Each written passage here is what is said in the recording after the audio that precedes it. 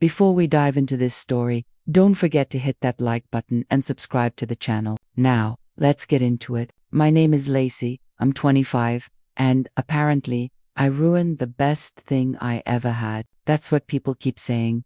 Anyway, personally, I think everyone's being overly dramatic, but I'll let you decide. At the time, I was working part-time at this local office supply store. Nothing glamorous, just enough to keep my bills paid while sharing an apartment with two nosy roommates who were always in my business. He wasn't trying to charm his way into my bed within 5 minutes like most guys. He planned thoughtful dates, listened intently, and showed me in little ways that he was serious. I thought I was building something that could actually last. He actually listened, asked questions, and seemed to have his life together. It was all excitement and zero pressure, playing to people. But Marcus and I weren't exclusive. I didn't lie to him. I just didn't volunteer every detail. And honestly, that's how dating works. You explore, you test, you learn, no expectations. I had this balance figured out. Marcus got the emotional, so dramatic dates, meaningful conversations, plans for the future. With him, I could imagine stability. He asked about my day and actually listened to the answers. He remembered the little things I told him, like how I couldn't sleep unless there was some kind of white noise, or how I always got anxious before work meetings. So I gave him my heart in pieces. Slowly, carefully. I thought I was doing it right, nurturing the emotional side first, so that when the physical connection came, it would be built on something solid. He had already invited Julian over for dinner at his place where I was basically living by then. Practiced smiling, wore the dress Marcus loved.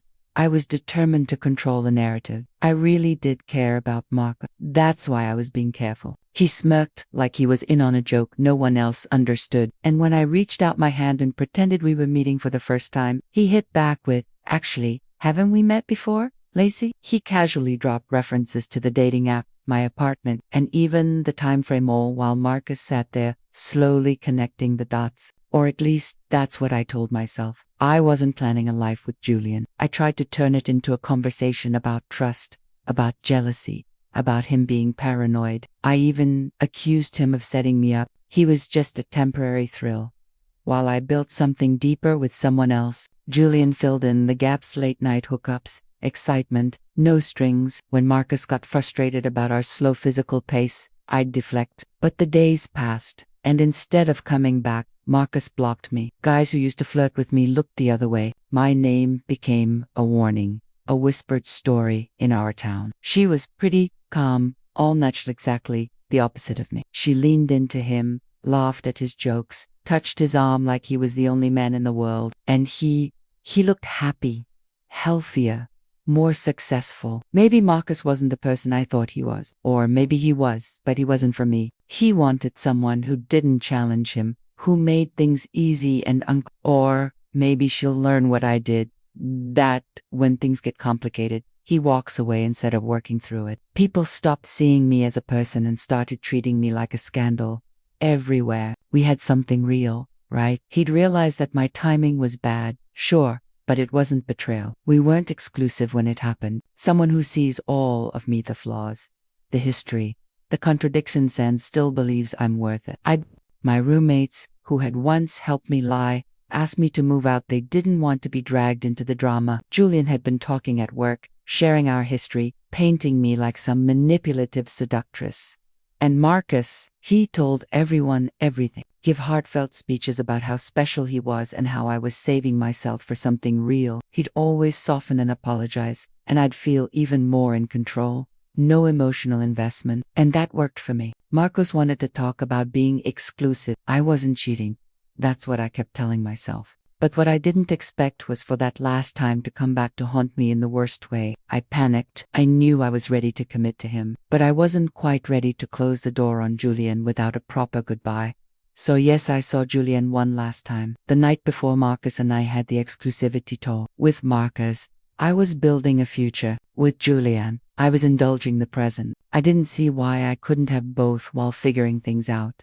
It felt refreshing after dating a series of emotionally unavailable freeloaders who couldn't even text back consistently. Marcus felt like a miracle. One night, I went to a house party my friend hosted. and that's where I met Marcus. We met through a dating app, and from day one, it was clear Julian wasn't looking for love. He was 28, confident to the point of cocky, and completely upfront. It was just for fun. And you know what? That honesty was kind of freeing. He was 26, had just landed a solid job in tech, and there was something steady and warm about him that stood out. It said we'd all get along. I smiled politely until he mentioned the guy's name. I told myself right away if I wanted Marcus to see me as someone worth staying for, I had to play it smart. I'd learned from past experiences that if you give too much too soon, you get treated like a convenience. So I made the decision.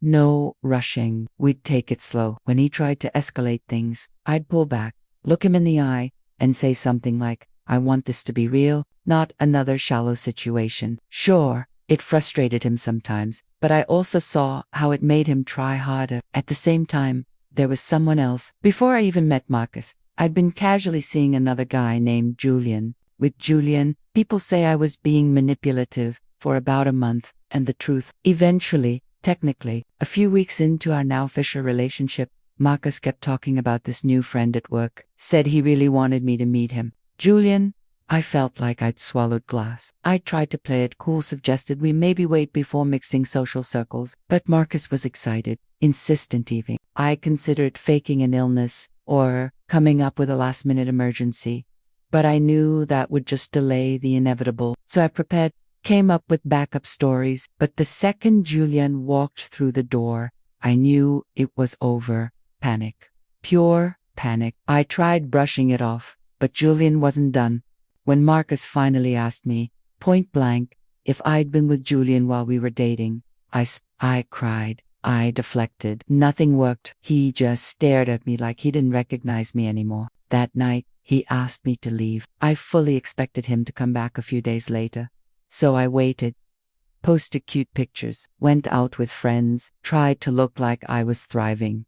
Instagram, Facebook, even my phone number. When I tried to stop by to talk like adults, my key didn't work. He had changed the locks. I was stunned. Then came the fallout. Mutual friends ghosted me. Suddenly, I was a pariah. 6 months later, I saw Marcus again. He was at a restaurant downtown with his new girlfriend. That should have been me, I thought. But then again, maybe not. Watching them, I realized something. I need someone who can handle my past, who trusts me enough to move forward.